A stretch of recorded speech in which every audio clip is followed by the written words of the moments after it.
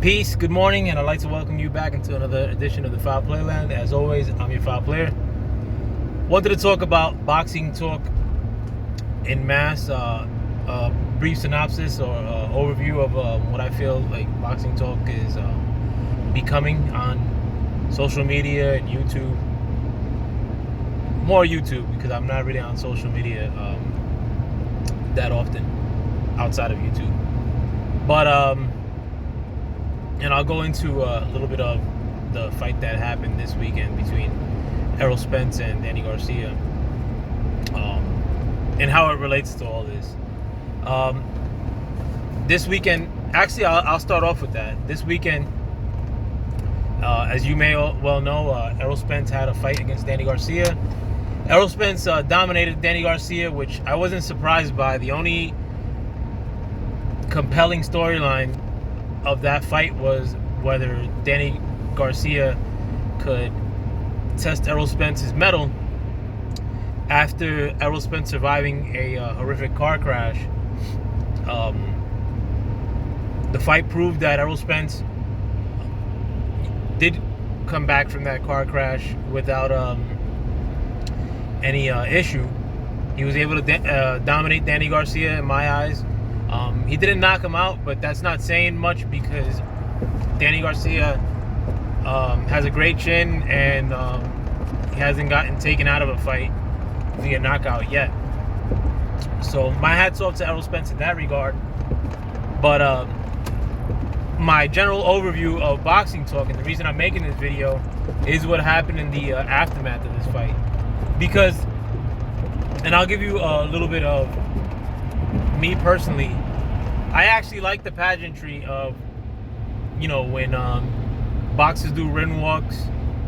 Like I always, that was one of the first things that drew me in as a fight fan. Seeing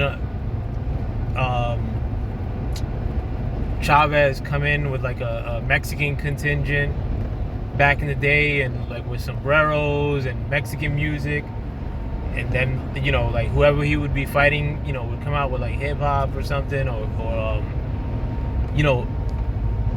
or as a kid, like the only, I thought like you wouldn't see Puerto Ricans on TV, for myself. And all of a sudden, I'm seeing the flag of my country being walked in, with Macho Camacho. And not only that, but Macho Camacho is also talking English. Like I talk English, like a New Yorker, it was always inspiring to see, these ring walks. And another thing, as far as boxing pageantry, not boxing pageantry, but one of the things I always tune in for a fight, more so now than ever, because of the non-committal actions that these fighters take, like when it comes to them facing real opposition, is the post-fight interviews. I'll get right into that segment of this video. Is that after beating Danny Garcia in Texas, they asked Erroll Spence what's next for him, and I think they may. I don't recall if they made a mention specifically of Bud Crawford, who happened to be in the crowd that day. But he was just non-committal. He said that he was going to go to his newly acquired farm and cool out and fight maybe in the summer. I think the translation to that is that I'm going to see if Manny Pacquiao beats Mikey Garcia, which you will, so that I could then fight him in the summer. But Danny Garcia was not the fight I wanted to see, and I think most fans didn't want to see. You could try to chalk it up or try to dress it up, sell it any which way you want. Nobody wanted to see that fight. A lot of people, the day after it was announced, were disappointed. Then the following Monday, they were gung-ho about it and offering protection of Erroll Spence thereafter. But even with the Manny Pacquiao fight, which is a good fight and it's better than a Danny Garcia fight, No, I mean, it's not that nobody wants to see that fight. I mean, it's not the fight that's gonna make the fight happen, which is Errol Spence against Bud Crawford. Now, if you guys wanna dress it up as something it's not, or I'll give you some facts off the rip, is that Errol Spence against Bud Crawford is the biggest fight that could be made in boxing. You know, Anthony Joshua against Wilder has sat on the shelf too long, and they've both taken losses. Tyson Fury versus Anthony Joshua is a UK fight more so than an American fight, in that the American fans are not going to be gun-ho about that fight. So the heavyweight matchup that we all wanted was has now since been taken from us. Because even Wilder against Fury Part 1 wasn't like a big deal like that. I mean, like, it wasn't a fight that fans were begging for. It was a cool fight. It was good because Wilder was gonna have a name that was known on his resume, and not taking anything away from his resume. And I love Deontay Wilder, but it wasn't the fight that the fans were asking for. It was a good fight, while Anthony Joshua was doing his thing and distancing himself from having to fight Wilder. But with Errol Spence against Manny Pacquiao, or Errol Spence against anybody that's not Bud Crawford, I mean, it makes no it does nothing for me. And a lot of fans like that are Errol Spence fans are outright hypocrites. I mean, like, they're making it seem as if Bud Crawford has to earn his way into fighting Errol Spence. They're making it seem as if Sean Porter has to fight Bud Crawford in order for an Errol Spence fight to happen. I mean, that makes zero sense to me. I mean, and what a lot of these fans ultimately want is that they want for Sean Porter to fight Bud Crawford and probably subsequently lose to Bud Crawford, and for Errol Spence to fight Manny Pacquiao, and then for them to meet up, or for the talks of them meeting up to happen after that. But what we're gonna see is that if those two fights, or if those two guys fight those two opponents, that we're gonna see a large contingent of Errol Spence fans, like we do now, saying that the fight should be 60-40, or they're gonna say, oh, well, he got a bigger name under his belt in Manny Pacquiao, so that got to be 35-65. Or, I mean, what if Manny Pacquiao beats Errol Spence? They're gonna want to run that back, or the fight gets spoiled. So, that's my problem. I mean, my big issue with boxing fans now, the tribalism that happens, and the fact that a lot of these content creators try to play us for fools, and try to run with different standards based on a fighter that they do or don't like. I mean, and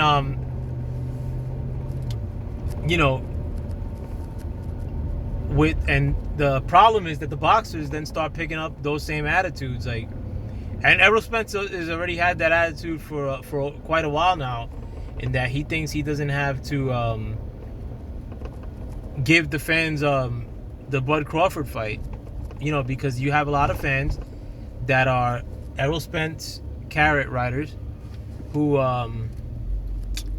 don't see any sin in him, or don't see the fact that he's ducking Bud Crawford by making himself seem that he's like this big commodity, and that Bud Crawford has to cave into his demands. And it's all, and that divide is just gonna get bigger and bigger. I mean, like, at the end of the day, Sean Porter ultimately doesn't do much for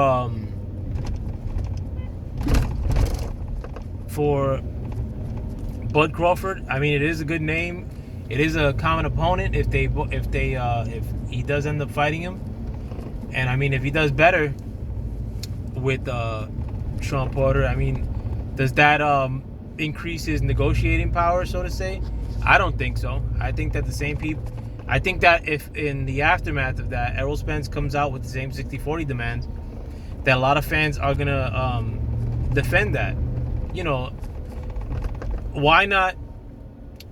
Fans apply the pressure of, listen, like the biggest star on PBC was willing to take a 50-50 fight with Tyson Fury 2 times when Tyson Fury didn't deserve it.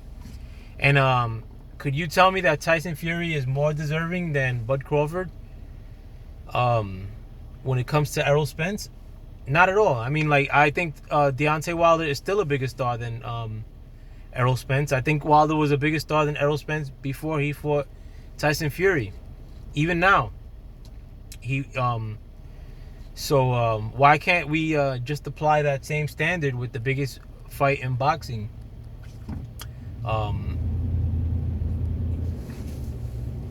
You know, when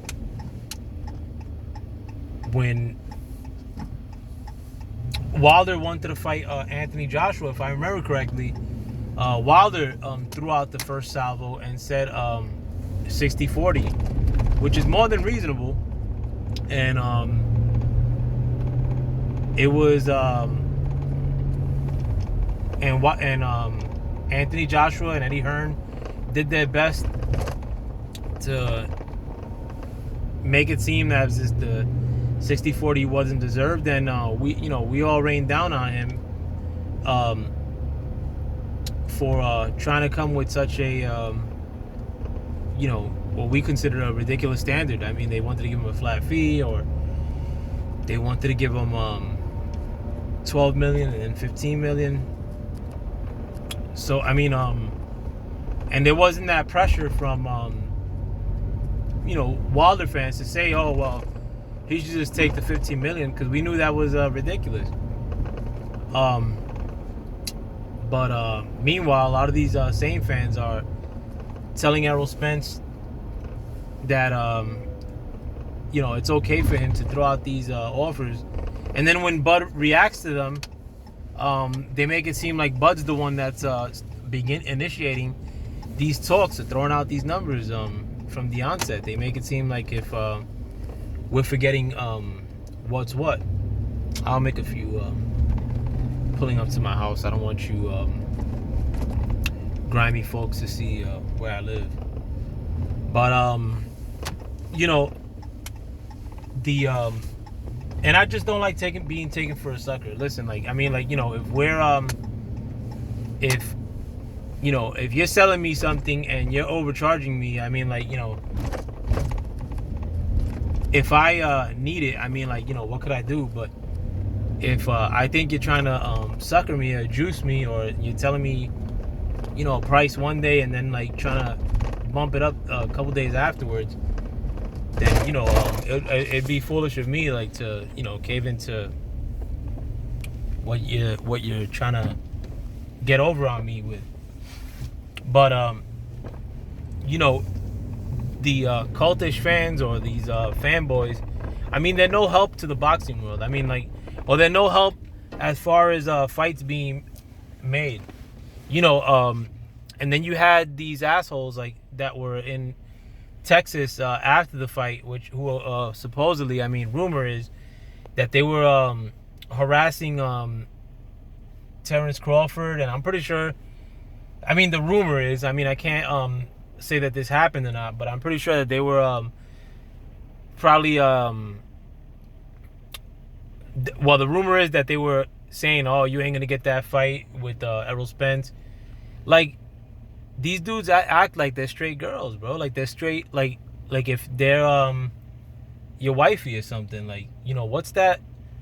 Whether that fight gets made or not, like, I mean, like, at the end of the day, like, your aspirations are at best to become an entourage member for Errol Spence, and you're not even gonna be getting there anytime soon. You're just a run-of-the-mill, like, regular dude like I am. And the best thing for a regular dude like me and you to happen is for these fights to get made, and not for these fighters to try to juice an opponent into getting more money, which never in recent history, which that never materializes in the fights happening for us fans. You know, and that in fact, I mean, like, that's created a divide when you're talking about two big commodities. Now, Errol Spence is a bigger commodity. Maybe he does have a little bit more collateral than what Bud Crawford does, but it's not by much. I mean, but Errol Spence thinks that he's Canelo status, and Canelo's ain't like shit to me either. I mean, like, you know, granted, he has accomplished more than what Errol Spence has, but these aren't no legendary fighters. I mean, like, you know, neither one of them. You know, what's gonna make Errol Spence or Bud Crawford is a legend is defeating each other. You know, but, and I'm not absolving Bud Crawford from any blame in this too, but it's just that doesn't seem as if Bud Crawford has these fervent fans who are trying to negotiate good deals for their fighter, like you see with the Errol Spence contingent. And I mean, like, you know, Errol Spence is already talking like he's this big commodity too. They showed this Twitter post saying, "Oh, that he's, you know, I promise that I'm gonna get around to fighting all of you." Like my man, you ain't shit. Like, you know, at the end of the day, you're a regular ass fighter with moderate names to your resume. You know, names that already got beat in the welterweight division. Like, you know, you're acting like you're Mike Tyson or Mayweather over here. Like, you're just a regular fighter in a regular era. And the danger that we have in all that is that if Canelo loses another time or retires, the danger in all this is that Errol Spence could be the number one name in boxing, and that's not a based on any of Errol Spence's attributes. That would be more based on the fact that boxing is in a really, really dark place right now, and a lot of young fans are just tuning out of the sport, period. Or you're not getting no new fans. You know, you got these celebrity matches that happen that are 100 times bigger than you know, a Danny Garcia versus Errol Spence. You got Mayweather and Roy Jones Jr. coming out of retirement, and that fight was 100 times bigger than Danny Garcia versus Errol Spence. So let me know what you guys think. With that, I'm out. Peace.